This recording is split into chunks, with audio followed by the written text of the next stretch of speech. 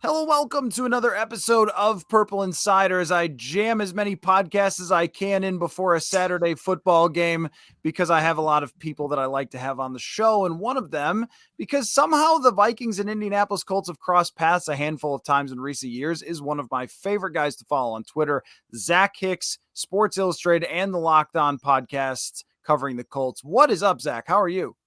I'm doing pretty good. I mean, I'm a little bit on the downside now that I realized this was talk about Colts. I thought again this was talk about draft or something, or maybe just wanted my insight on the Vikings for whatever reason. But no, I forgot the Colts actually play a team this week, unfortunately. So a little bit, poor mood because I talked about the Colts. But besides that, I'm doing pretty good. Can't complain too much.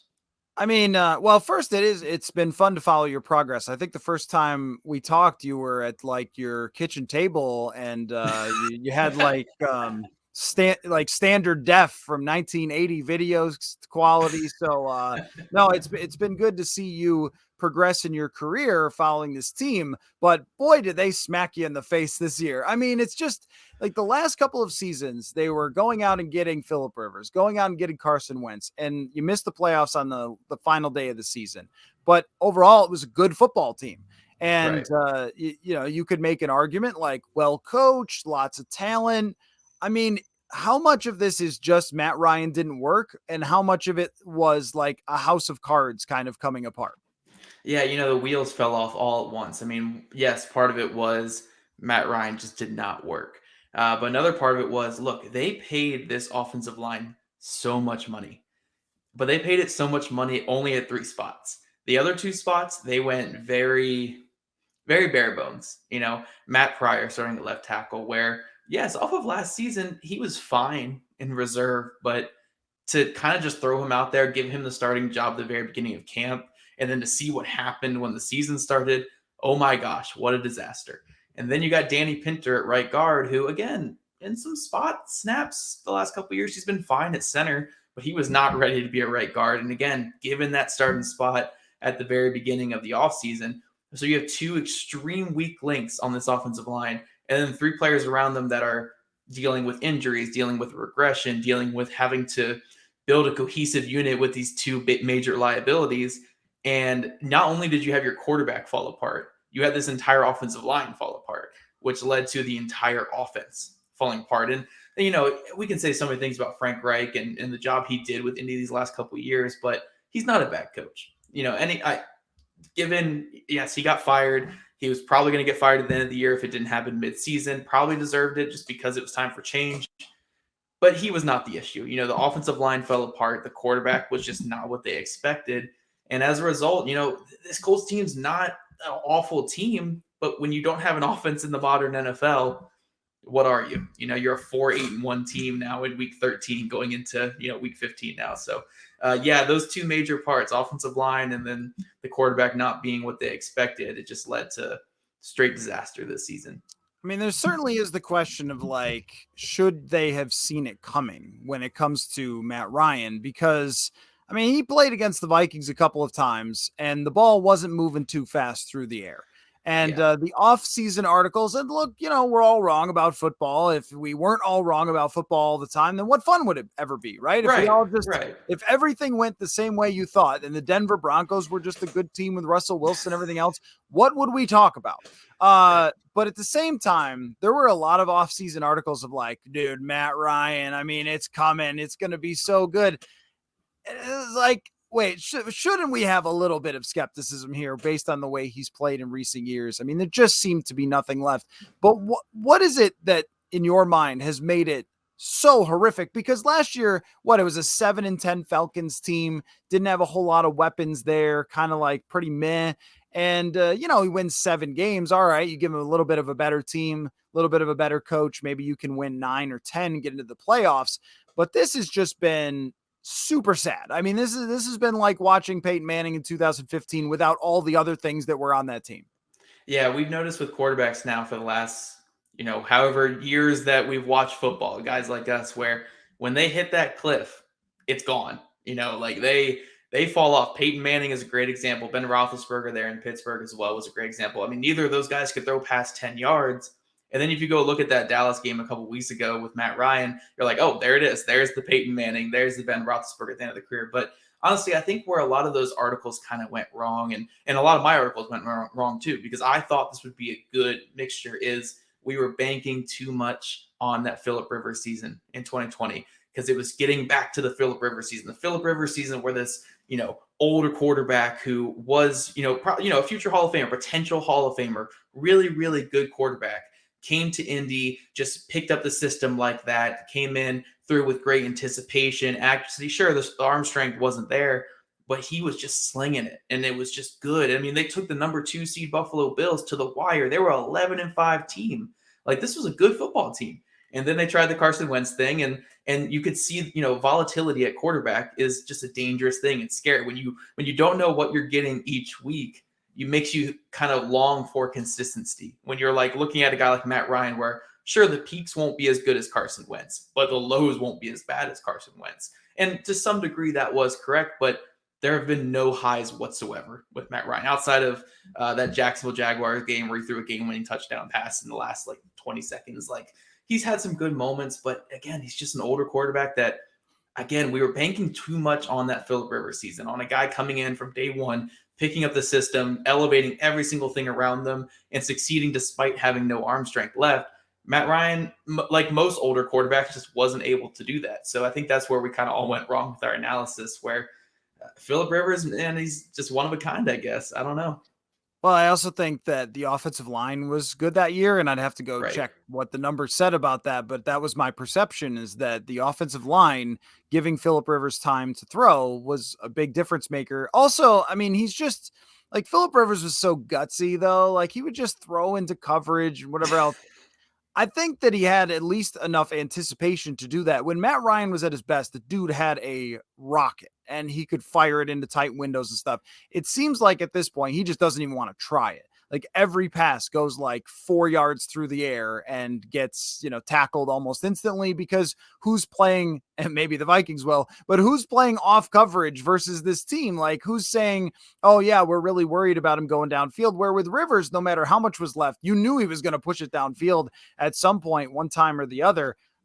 So that's, I think maybe an interesting difference, but really it just seems like supporting cast is not as good as it was a couple years ago.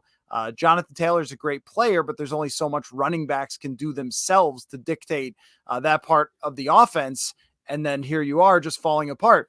But now from our perspective, this matchup does have some juice. I know for you, you're like Christmas shopping, but please. I mean, because the Vikings defense has been so bad, it is the 32nd yardage defense versus the 32nd DVOA offense. I don't know if they're 32nd in yards, but I just had that stat on the tip of my tongue. Is there any possibility that the Indianapolis Colts have anything that could threaten the Vikings defense? Probably not. I don't know. Maybe. I don't. We've seen it twice this year. We've seen twice where this offense looked like a real NFL offense, and we kept getting fooled with that, being like, oh, finally they're turning the corner. Finally, this offensive line is figuring it out. Finally, Matt Ryan is figuring it out. It was against Jacksonville Jaguars, back in week 7, week 8, whatever that was. Again, I think they exploded for 34 points, game-winning touchdown last second. It was outstanding. And then the first game with Jeff Saturday at head coach against the Las Vegas Raiders. And I think some key elements of both those games where they were playing against bottom-tier defenses. The Jaguars' defense was a train wreck at that point. And the Raiders' defense, I mean, for whatever you want to say about the Vikings' defense, the Raiders' defense, you can probably say all the same things, except for these last 2 weeks, they've actually kind of figured it out. But before that, they were the worst defense in the NFL, and the Colts were able to have their way with them just because of terrible defense. So I can't go as far as saying the Colts offense won't do anything this weekend, just because, like you said, this Vikings defense is a train wreck right now. And, they're playing off coverages against the teams that can't throw deep. I mean, look, the Colts, they have some receivers that can beat press coverage. They can win press coverage, but they don't have an offense that can actually get the ball to these guys after they beat press coverage. If Matt Ryan's throw the ball down the field, it's going 20, 30 yards. It's not like you're going to be hitting Alec Pierce in stride for a 60-yard touchdown. So I feel like the game plan against this Colts offense right now, especially with how predictable it's been these past couple of weeks with Parks Frazier as offensive play caller, I don't see how any defense allows many points against them. But again, Vikings defense is struggling lately, so I can't go all the way there because something I've noticed a lot in the NFL in my times covering is somehow bad offenses typically can beat bad defenses because when a defense is bad, it's bad. Like, it's real bad. Yeah, and that's really the Vikings' goal, is to be just slightly less than real bad. And Right. one of the weirdest things I think maybe I've ever seen in covering football is when you look at the Vikings, like accumulation of PFF grades, or even I saw this from Ben Brown of PFF, like they have internal wins above replacement stats that they share with teams and stuff. And the Vikings defense isn't really that bad in terms of how the individuals have played, except for their weak links are so unbelievably weak that teams can always find a way. And one thing that I've noticed too is that yards after catch have been there against the Vikings. I mean, if you even throw a 10-yard pass over the middle and a guy catches it, it's possible he can run for a 40-yard gain just because they're not a great tackling team either. Like, they don't rush the passer great. They don't cover great. They don't tackle great. Like, this is the makings of a 32nd ranked defense.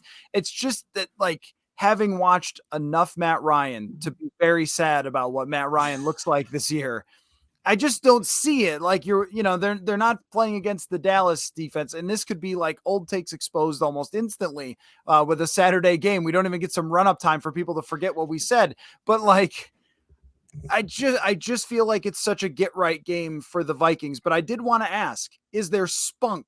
Is there spunk with the Jeff Saturday Colts? And look, he's had a whole extra week to put in all of his high school plays from the last time he was Look, we had some spunk against the Raiders, man. They came out. The offensive line looked below average, which was awesome. We were loving it. Jonathan Taylor broke off a 60-yard touchdown. They beat a terrible Raiders team. We were like, oh my gosh, here we go.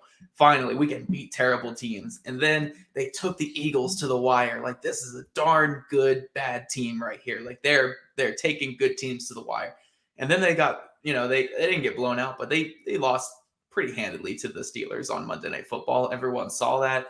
And then they were taking the Cowboys to the fourth quarter, only down 2 points. Here we go. The Colts was Jeff Saturday, have some spunk. And then it's like 32 unanswered points in the fourth quarter alone. Matt Ryan can't throw anything outside the hashes. So I think if that fourth quarter in Dallas didn't happen, I could probably tell you they have a little spunk and they have a little bit of energy. But I lost all of my energy in that fourth quarter against the Cowboys because, I mean, again, I've been covering the NFL for a long time. I've watched a lot of football outside of maybe the Washington versus Philadelphia Eagles Monday Night Massacre with Michael Vick years ago, or the New Orleans Saints versus the 2011 Indianapolis Colts where they could have put up 90 if they wanted. I have not seen just a more embarrassing feat of football than that fourth quarter against Dallas. I mean, it literally looked like me playing college football 13 against like FCS Northwest or whatever, where you're just jumping off sides and they don't call it and you're getting sack fumbles and pick sixes and you can put your 4th-string running back out there and running touchdowns. I mean, it was just embarrassing. And these are NFL players.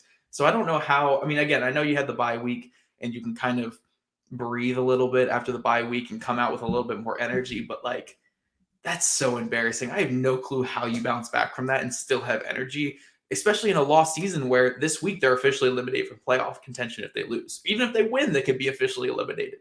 So it's like, I don't know. I don't know how much energy they're going to come out with, but I do think with Jeff Saturday, the O-line has gotten a little bit better. They started games a little faster than they were under Frank Reich. But outside of that, I can't say there's too much spunk or energy with this team right now.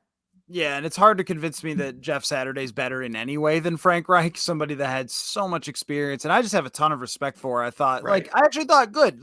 He could go coach some better team because this is a mess, and Right. it's probably not getting better all that soon. But if there is one thing that the Vikings could be a little concerned about, it is the Indianapolis Colts defense. And it's not a horror show, and like, what a compliment to give. But no, truly, I mean, Stephon Gilmore can still play. and the defensive line has dudes who could get after the quarterback. And there's only one way in God's green earth or turf to stop Justin Jefferson, and that's sacking Kirk Cousins. If you sack him 7 times like Dallas did, well, he can't really throw to Justin Jefferson. The Vikings are going to get Christian Darrisaw back. That is absolutely huge for this matchup, to slow down Yannick Ngakoue, which you will on 53 of 54 snaps. But that one, he will make some noise. I'm so glad that you could be someone who agrees, because oh my gosh, man, I've never seen a worse 11 sack season. I mean, I have to, I'm not even looking at the stats right now, but it has to be like 7 or 8 of these sacks are on unblocked snaps. But I think he is the best pass rusher in the history of football when he's unblocked. I don't know how he gets there. I don't know how he does it. It's just there's one snap a game where he's unblocked and he's getting a sack on that play. Like, it could be a run play and he's still getting a sack on that on that unblocked play. It is the most unproductive 11 sack season ever. But he's got the 11 sacks, so I guess he's something to worry about. It's so funny. I mean, watching him on tape when he was a brief Viking was just like, what is this? And then against the Colts I think it was his first real game starting for the Vikings after they traded for him. And he's playing horrendously. And then I think it was an unblocked sack. He just comes out of nowhere and absolutely murders. Well, it must have been Phillip Rivers. Like, what? And then we're like, oh yeah, you got a strip sack and everything else, and it looks good in the box score. And then Andre Patterson, the defensive line coach, would repeatedly remind us that pressures are more important than sacks in the way that he evaluated. Because I think he was just taking little jabs at Yannick Ngakoue, but maybe not. I don't know. That's what it certainly felt like. But you do have to be afraid though of that. Kwity Paye is a high draft pick. DeForest Buckner, to me, is one of the best players in the entire league. And DeForest Buckner is the guy that I actually would be very scared of as the Vikings. The interior of this offensive line is just bad. They have the right guard who has allowed more pressures than anyone in the NFL, and it's actually by kind of a lot. And Garrett Bradbury's coming back from an injury. Ezra Cleveland has been like a home run hitter who hits 10 in a month and then doesn't hit any the next month. It's crazy how up and down his numbers are from week to week. I think they should be a little bit concerned about this defense because it's, in a way, it's a little Jets-like where, they had some troubles in moving the football against the Jets. Yeah, and before we talk about this Colts defensive line, because I actually think this Colts defense, despite them kind of regressing a little bit these last 3 weeks, just because, when you have to carry an entire offense on your back all year, eventually your legs are gonna go out from under you. But before we talk about this, you said your right guard is allowing so many pressures and struggling. Why did y'all take Chris Reed from us if you're not even going to play him? Like, Chris Reed could have solved so many issues. The Colts could be already in the Super Bowl right now if we had Chris Reed. That's all we needed. And you guys took him from us just to not play him. Like, this is upsetting. Not even active. I have no idea. The only thing I could come up with is that in training camp, he was legitimately competing for right guard and even a little bit low-key center. He was like taking snaps there, and they were saying, well, there might be competition because Bradbury had a pretty rough camp. And then he got this elbow injury, and we basically haven't seen him since. And I wonder if that elbow injury has lingered and has just been like something he hasn't really recovered from, but maybe if he had to play in a pinch. But I think that when we talk about like undoing of teams, there are things that are preventable and things that aren't. Like, how could you know that your defensive scheme wouldn't fit anybody for this defense? Like, I don't know. Like, you brought in your scheme and, maybe it would have worked better. I don't know. Like, I can justify hiring a Fangio guy to bring in that scheme. Right. It hasn't worked, but I could say, okay, I don't think they were crazy for doing it. I think drafting a 4th round second guard, guard in the second round is not a great idea. And then you have to start him because you drafted him in the second and you spent money on like nickel corner and linebacker and these other things that haven't really helped you at all, and ignored the guard position for the 69th year in a row. And like, maybe it's, that was something you could have seen coming for sure, that this would be a problem. And so if Indianapolis gets 3 strip sacks and beats the Vikings somehow, like, you can look at that and be like, well, look, that was one that we could have seen coming. But the Chris Reed thing has been a complete mystery. And there's been so many other things going on that I don't know that anyone's even really asked. Like, hey, what's up with the 3rd string guard? Like, I don't know. Right. But that one is surprising because everyone who covered the Colts, reporters, fans, they all sent to us like, Oh, yeah, for sure. Like, oh, Oh, Chris Reed's a good player. You guys got a so nice good. guard there. And it just like never came to pass. He was legit last year, man. He stepped in when Glowinski got hurt, and then he played so well that Mark Glowinski, who was a guy who had started for 3 straight years, they were rotating snaps. Or there was even games where Chris Reed was starting the whole game, and then Quentin Nelson missed time late in the season. They put in Chris Reed there, and the offense didn't miss a beat. Like, he was really good. So yeah, I'm a huge Chris Reed fan. I did like an hour-long film interview with him too before the season started. Just a really smart, fun guy. And, the elbow injury thing can make sense. But going now to this Colts defensive line, where you wanted me to go with this conversation before I had to jump in with Chris Reed stuff there is, yes, Yannick Ngakoue is probably the weak link on this defensive line right now. Because you didn't even mention Grover Stewart is probably the best, if not like a top 3 run stuffing defensive tackle in the NFL this year. It's probably like him and DJ Reader are the top 2. Like, he is that good. I think he's got the most tackles for a loss among all defensive tackles in the NFL this year. He's just been phenomenal. If you're not double teaming him, which again, if you double team him, DeForest Buckner, like you said, it's just going to kill you in the run game. Yes, Grover Stewart doesn't provide much in the passing department, in the pass rush department, but you can't run on the Colts because of a guy like Grover Stewart.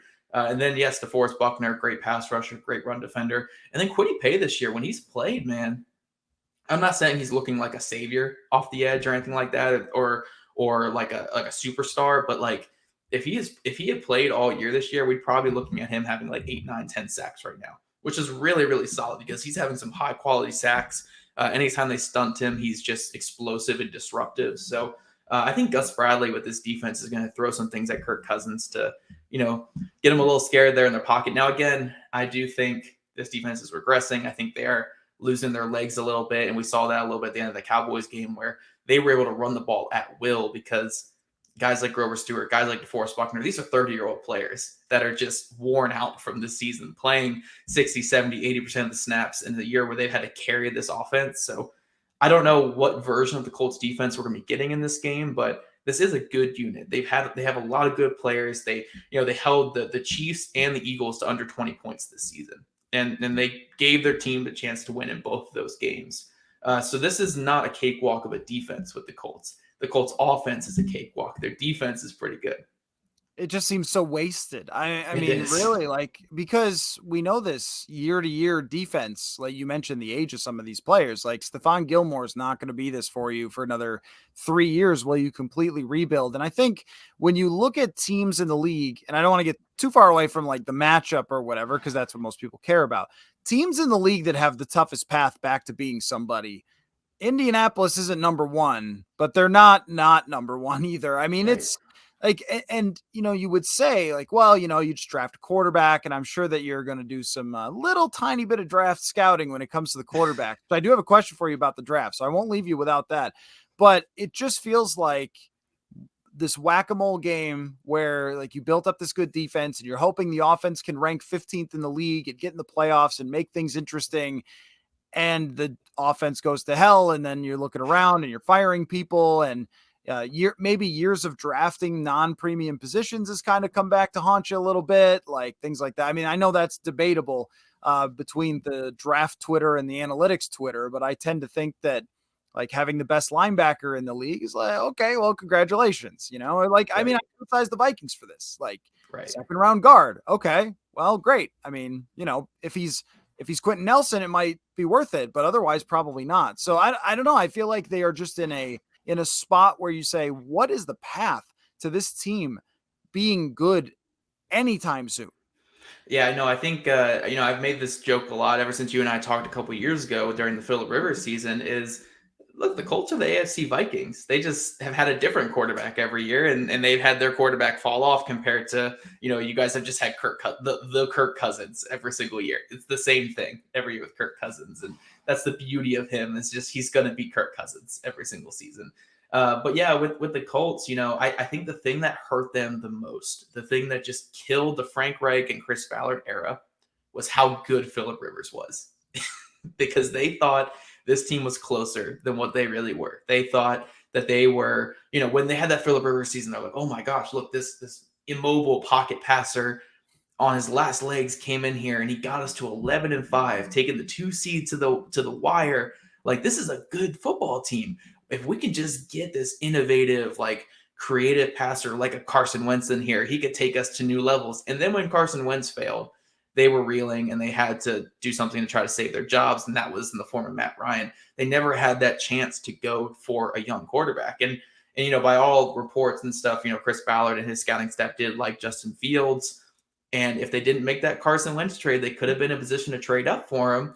And look what that is looking like right now. Again, I'm not saying Justin Fields is a savior or this elite quarterback, but I would kill for the Colts offense to be scoring 30 points a game the last 10 weeks or whatever. So, they kind of missed their opportunity post Andrew Luck to go young and kind of do like a mini rebuild because Phillip Rivers was so good. Phillip Rivers kind of, I actually have this conversation a lot with people, and I say this a couple of times on podcasts, is look, the Andrew Luck retirement hurt everything. It threw off every single bit of timeline. It threw off every bit of expectation.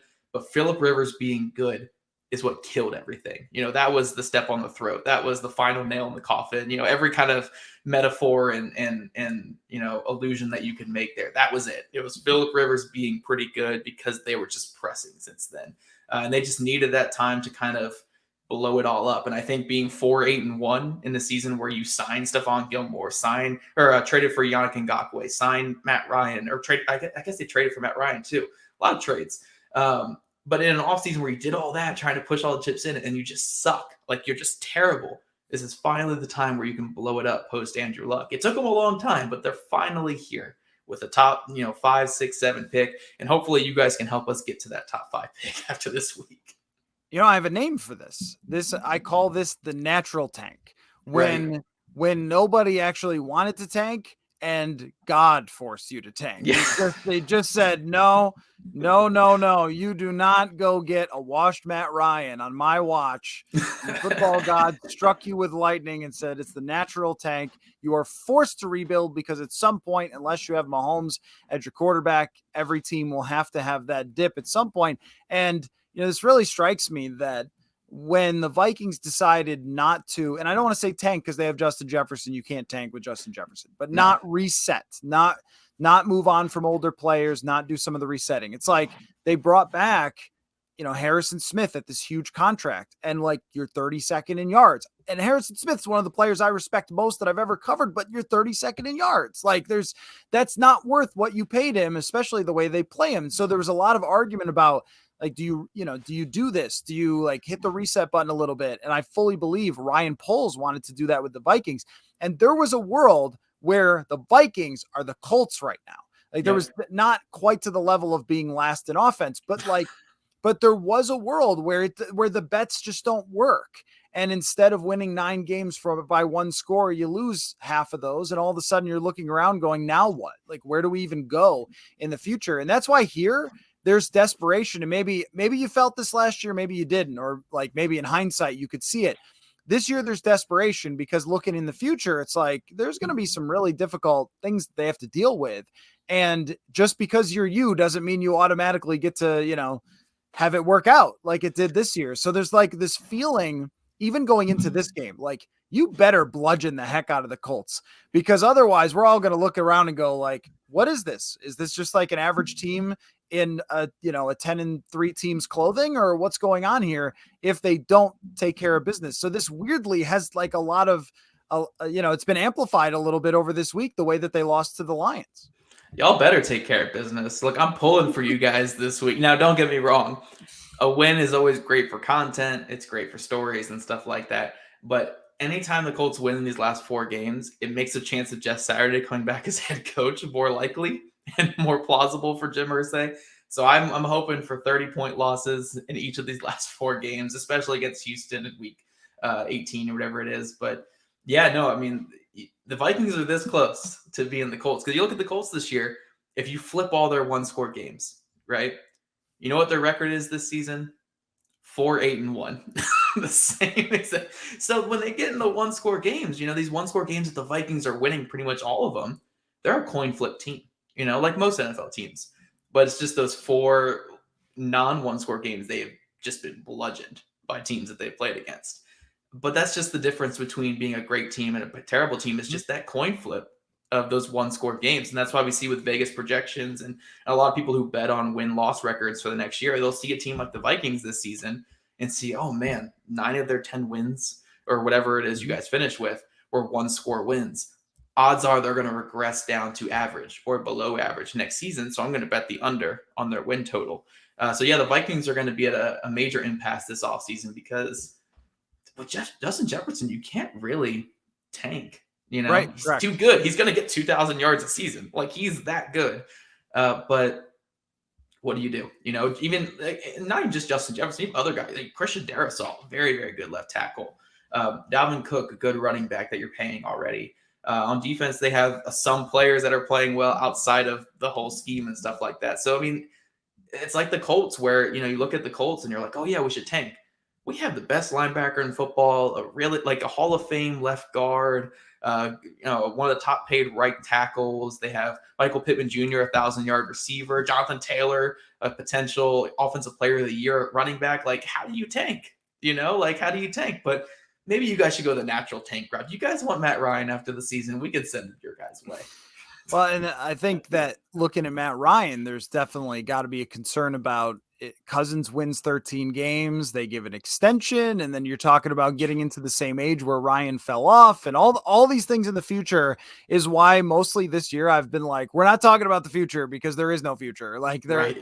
I mean, it's got to be today. But the last question I do have for you is about the draft because so my wife is a college football broadcaster. And so she did a bunch of games this year, and her first game of the year was doing Anthony Richardson. And in that game, he beat Utah and played extremely well. And I was like, I'm interested. Like, this is very exciting. So I watched throughout the year, and she did a different team every week. So I kind of got a little sampling of everybody. But that was the one that sort of stuck with me, that performance. And I watched a bunch of them this year. And there were some times where I was like, throw the ball, please. But there were other times where I was like, dude, this guy's got some toughness. He's nails. And that team stinks. Florida's awful. They have no talent at all. I mean, I think in their last game, he incompleted like 11 passes in a row, and like 6 of them were dropped. It was just absurd. So I would love to hear your opinion on Anthony Richardson. He's my QB1. And I'm really? I'm gonna be sitting with that because I've looked at each of these guys. You know, I've had weeks to study the draft. Okay, look, the Colts been out of play. You know, the second they fired Frank Reich, I was all draft mode. You know, that was it for me. I knew Jeff Saturday wasn't going to turn this thing around, and I have been doing all this research lately on mobile quarterbacks versus pocket passers versus dual threats. Even dual threats is kind of hit or miss. You'll either get a Sam Darnold or you'll get a Joe Burrow or a Justin Herbert, which is awesome. Like, that's what you want right there. That's your go-to. But when you look at mobile quarterbacks lately, it's kind of all hits outside of Kellen Mond with you guys. You guys are kind of the only ones blowing that up third there. round. Third round. But if you look at the early guys, I mean, look, Justin Fields is looking like a hit right now. He's playing really well. Jalen Hurts, Lamar Jackson. I would kind of lump Josh Allen into this because he was such an effective runner coming out. You look at all these guys, Kyler Murray, another one. These guys are hitting at such a high level because if you look at the modern NFL, a rushing quarterback, a creative quarterback, a quarterback that can kill teams with scrambling and kill teams with their legs sets such a higher floor for your offense because you're guaranteed yards, you know, or like Ben Solak from The Ringer wrote a phenomenal article on this. You guys can read it. I linked it like 4 times in my big article from this past week and stuff too. Is a biggest thing with creative quarterbacks is sack negation. If you are getting sacked on a drive, I think you're like 4 times more likely to end without points on that drive. Mm-hmm. If you have a quarterback like a Josh Allen, Jalen Hurts, Lamar Jackson, they can take something that's going to be an 8, 9, 10-yard loss and turn that into a 20-yard gain. And what are the odds that you turn a 20-yard gain on a drive into a touchdown? I mean, odds are pretty good there compared to the, an 8, 9, 10-yard loss on a sack. So, I'm all in on mobile quarterbacks. I think they're safer than pocket guys. And I said something crazy on the podcast this week where, like, look, I know Anthony Richardson is far away as a passer. Like, there are a lot of mechanically, he needs to be fixed a little bit. But I don't think he's broken. I think that there are some good things to work with there. The potential is high. And because you have that rushing floor, I think a quarterback like him is safer than a CJ Stroud, especially for Indy. Because with Indy, your offensive line's not good. Your receivers are not these great separators. Like, they're fine, but they're not great. a guy like CJ Stroud needs everything to be perfect. Spacing is going to be just a pain in the butt because he's a pocket passer that does not react well to pressure. You guys are seeing that with Kirk Cousins. We saw that with Matt Ryan, where yes, they can make some plays from the pocket, but when you have a guy like an Anthony Richardson, the second they break that pocket, the second that you have the threat of them scrambling, it just destroys the defense. It destroys this Fangio too high safety look that everyone loves, and it opens things up. It's all about spacing nowadays. And a quarterback like Anthony Richardson, man, if you can get him from, what is he, a 54% passer in college? If you can get a kid who was starting his first year in the SEC, throwing 54% of his completions to a terrible offense, if you can get that to like 61, 62, 63 in the NFL, along with his ability to maybe rush for 700, 800 yards a season, this is a really, really good quarterback. And this is how you compete with Pat Mahomes. You're not competing with Pat Mahomes with CJ Stroud. You're not competing with Pat Mahomes with Kirk Cousins or Matt Ryan. I'm sorry. Like, you might beat them in the regular season, but on a year-to-year basis, you're not competing with that type of player, with that archetype. But you might have a chance if you can space defenses out with these mobile quarterbacks. So yeah, Anthony Richardson, I know there's risk, but the potential is so, so high. And that's why he's my QB1 going into this class. And in recent years, I've gotten around to kind of this way of looking at quarterbacks is you look at, of course, like the upside of the arm strength and the size and whatever. I'm going to assume that if they're a first round prospect, they have what's required to be a star. Right. But the character and the makeup of the guy is really interesting to me. And I feel like that's had more correlation to success in my own, just like, who do I think is going to succeed, than it has been like, well, this guy, there was like questions. Does Joe Burrow throw it hard enough? Does Deshaun Watson, does he throw it hard enough? And when we talk character, I only mean football character for Deshaun Watson. I don't mean anything else. I was like, man, where are you going with that? You got to chill a little bit there. But it was, does Deshaun Watson throw it hard enough? Right. But he had the leadership, the character, the mobility, lots of things that went along with it. And with Anthony Richardson, I thought he was put in so many bad spots this year. They played Georgia and they played him well. They played Tennessee and they played him well. And the rest of the team was so outmanned. Their defense was horrible. Their offensive line had one good guy and the rest of them stunk. They had no receivers. It was just like no tight ends, no real legitimate running game. It was basically Anthony Richardson do everything. And they weren't horrendous. And you saw a lot of moments where he could have had like meltdowns on that team, but receivers would drop balls, get everybody back in, try it again. Like he didn't have some of those like body language signs you sort of look for that are a little concerning or whatever. Even Caleb Williams, whoever is everyone's next Mahomes and so forth.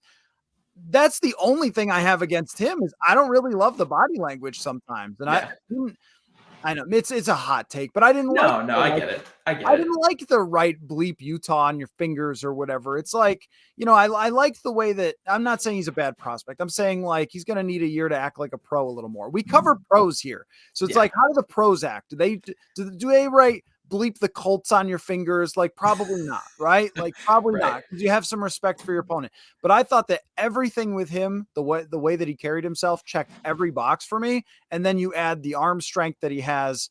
Footwork can be changed. Josh Allen does show this. Like, Jalen Hurts does show this.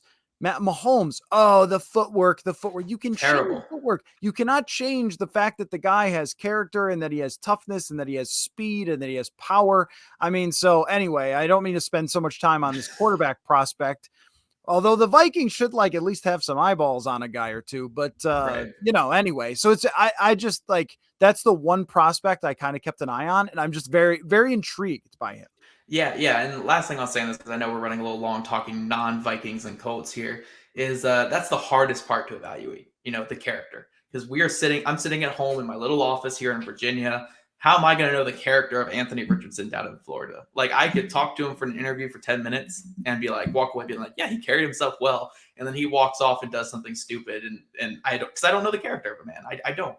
So it's hard to anticipate that. Now, there are some guys like Jalen Hurts where like, anyone who's ever even seen that guy knows that that's the highest character you can get. Like that's the peak right there of all character, he's like a Mary Sue for the football world. He just is too perfect and stuff like that. But I love what you said about the character and stuff like that. Cause I remember watching Josh Allen years ago in 2018, and I'm not going to come on here and say Josh Allen, I knew was going to be this. I knew he was a top 5 pick and he was going to be a superstar. But I had a first round grade on Josh Allen. I like Josh Allen a lot. And I remember one of my first all 22 college films I ever had was him versus Hawaii. I had like traded stuff for it on the black market. You know how it goes to get that all 22. And I was watching that Hawaii game, and they're a bad team. Wyoming's terrible. Like, they were horrible with him. And I kept seeing him hit these deep, like 30-yard, like corner routes and stuff like that in stride, hitting these guys who are probably doing what I'm doing now, right in the hands, and they're dropping it, or they're messing plays up. And then I come back and see the next drive, and he's doing the same thing. He's still hitting that route. He's still hitting it out there, or he's hurdling some defender and running for 20 yards. And I was sitting there watching, like, what kind of resilience you have to be on this bad of a team, and you're just throwing some dimes. Now, given he was throwing some at their feet too, and like he was not a perfect prospect, but he was just throwing some dimes here and there that were, your stat sheet was saying 0 for 1 afterwards and stuff. And I do think that is a valuable part of the process with a guy like Anthony Richardson too, is that Florida State game. He had like 13 straight incompletions or whatever that you said, but you watched that, he's throwing some dimes in there. He threw some hole shots. He threw some just really, really good plays. And there was one that he, broke the pocket and threw it to a tight end in the end zone who dropped it, falling on his back and stuff. How do you even get back up after that? Like, I don't know how you even get back to that, but he kept coming back and he kept them. I'm not saying they were competing in that game, but, they were still moving the ball. They were still getting down the field. So, yeah, I do think that's a big process when you're talking about quarterbacks like this. It's just how do they continually respond to everything being a mess around them? And I think Richardson was very Josh Allen in that sense there. Yeah.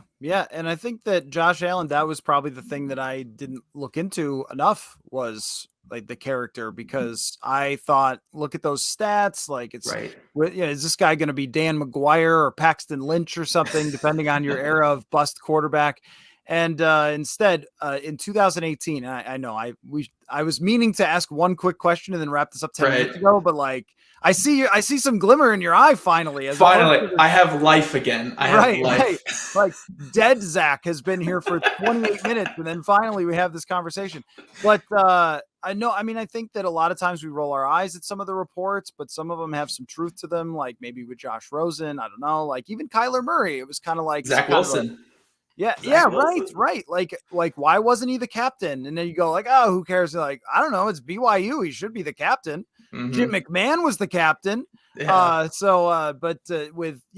just I was going to say in 2018 when the Vikings played the Bills, I was chatting with somebody I know because I'm initially from Buffalo who works for the Bills, and he was like, I know people are talking about this controversial pick, but you should see the way the other players have reacted to him. Like, you should see the way he's just leading everybody.